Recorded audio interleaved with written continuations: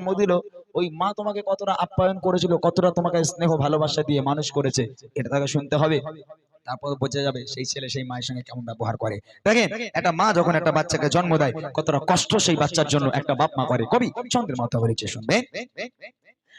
সারা দুনিয়া ঘুরে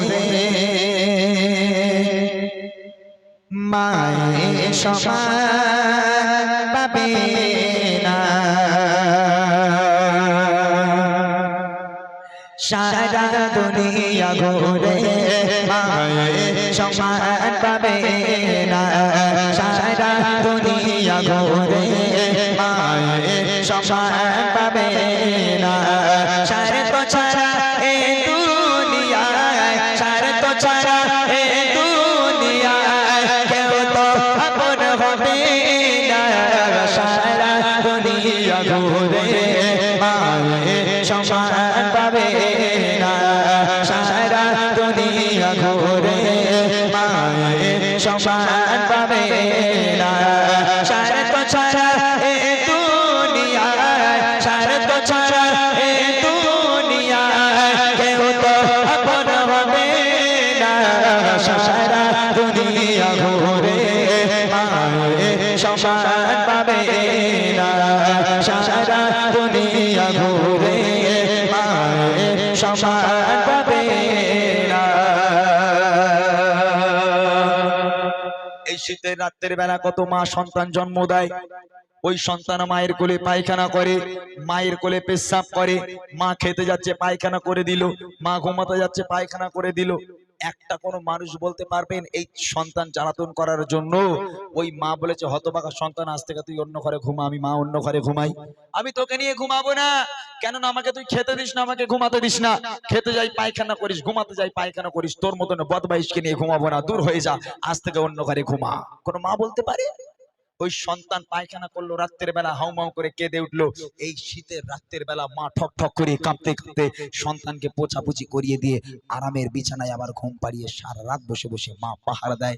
আর সেই বাপ মা বুড়ো বুড়ি হয়ে গেল, হাঁটতে পারে না, চলতে পারে না, যদি ঘরে কিংবা বারান্দায় একটু পায়খানা করে ফেলে, একটু পেশাব করে ফেলে, তখন ছেলে বউর ঘাড়ে বাজ পড়ে, ও আর সহ্য হয় না। বলে বুড়ো বুড়ি তোমার বাপ মা ঘরে বসে বসে হাঁকবে, আমি পরিষ্কার করবো, ওই জন্য বিয়ে করেছো? ও হবে না, ও বুড়ো বুড়ি ঘর নোংরা করে, আগে বাড়ি থেকে বার করো। হতভাগা সন্তান, বউয়ের কথা না শুনলে তো ভাত পাবে না এখনকার ছেলেরা। আহা, উঠানের জায়গা ছিল, একটা তিরপল টাঙিয়ে দিয়ে একটা তক্তপোষ ঢুকিয়ে দিল, বাপ মা ওর মধ্যে বসে মরো। আল্লাহ পাক বলে ওয়াকাদা রাব্বুকা আল্লা তা'বুদু ইল্লা ইয়্যাহু ওয়া বিল ওয়ালিদাইনি ইহসানা, আমি আল্লাহ আমার ইবাদত বান্দেগি করার পর দ্বিতীয় নম্বর ইবাদত তোর বাপ মায়ের প্রতি ইহসান করা। কবি লিখছে দেখেন, বিনা শর্তে ভালোবাসা থাকে সর্বদা যার মনে, সুখে দুঃখে মুসিবতে আগলে রাখে মা প্রতিক্ষণে, বিনা শর্তে ভালোবাসা থাকে সর্বদা যার মনে, সুখে দুঃখে মুসিবতে আগলে রাখে মা প্রতিক্ষণে। সেই মায়ের আবদার, সেই মায়ের আবদার ভোলা তো বুঝাবে না, সারা দুনিয়া ঘুরে মায়ের সমান পাবে না, সারা দুনিয়া ঘুরে মায়ের সমান পাবে না। সারা তো ছাড়া এ দুনিয়ায়, সারা তো ছাড়া এ দুনিয়ায় কেউ তো আপন হবে না, সারা দুনিয়া ঘুরে মায়ের সমান পাবে না, সারা দুনিয়া ঘুরে মায়ের সমান পাবে না। এখান থেকে বুড়িমা শুরু, এই বাপ মা বুড়ো বুড়ি হলো, বাপ মা বুড়ো বুড়ি হলো আর আলাদা হয়ে গেল, ছেলে আর বাপ মারে ভাত দেয় না। এখান থেকে বুড়িমাটা শুরু করেছিলাম, মা আলাদা খায়, ছেলে আলাদা খায়। এখানে যারা আলাদা আছেন আপনারা রাগ করবেন না, কিছু কিছু জায়গায় শুধু আলাদা তো নয়, ওই বুড়ো বাপ মাকে আর দেখেই না, তাই না? মা দাঁড়িয়ে আছে রাস্তার ধারে, ছেলেটা কখন বাজারে যাবে 10 টাকার ওষুধ আনতে দেবো, ছেলে একটা ব্যাগ হাতে করে নিয়ে বার হলো, মা ডাকছে এই খোকা কোথায় যাচ্ছিস বাবা? মা বাজারে যাচ্ছি। বলে খোকা রাত্রের বেলা থেকে বুকের ব্যথাটা বড্ড বেড়েছে বাবা, 10 টাকার একটু ওষুধ এনে দিবি। ছেলে তখন বলে মা এই জন্য তোমার সামনে আমি যাই না, তোমার সঙ্গে দেখা হলেই খাই খাই, এটা এনে দে ওটা এনে দে, এটা এনে দে ওটা এনে দে, তো খাই খাই করো কেন তুমি, ওই জন্য তোমার ধারে পাশে আমি যাই না। মায়ের মুখ বন্ধ করে দিল। 10 টাকার ওষুধ আনতে বললো তাই মা খাই খাই।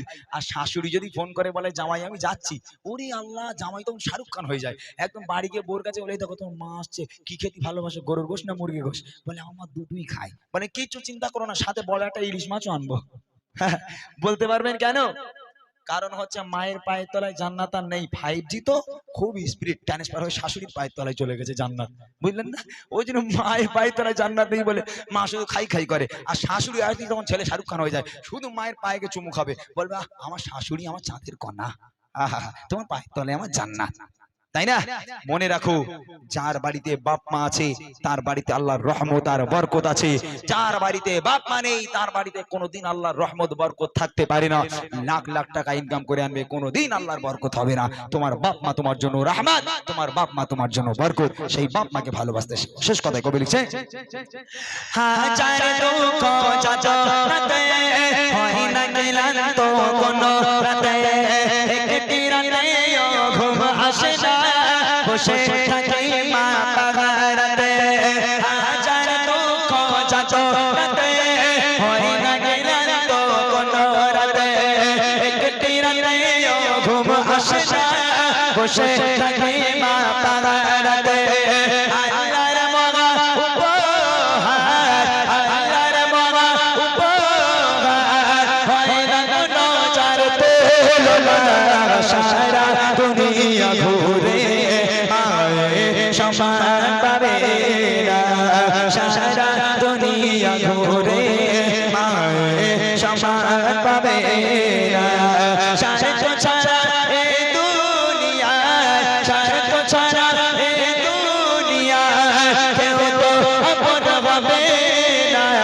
সারা দুনিয়া ঘুরে সমান পাবে না, সারা দুনিয়া ঘুরে সমান পাবে না, সারা দুনিয়া ঘুরে সমান পাবে না। শুনলেন, এটা হচ্ছে জোয়ান মা, এবার বুড়ি মা হবে, অসুবিধা নেই। বুড়িমা গজল আসলে আমরা একটু লাস্টে নিয়ে যাই কেন, অনেকজন আছে একটু বুড়িমার ভক্ত কচি, কারণ আমাদের এই পশ্চিম বাংলায় একটু বুড়িমা বেশি চলে।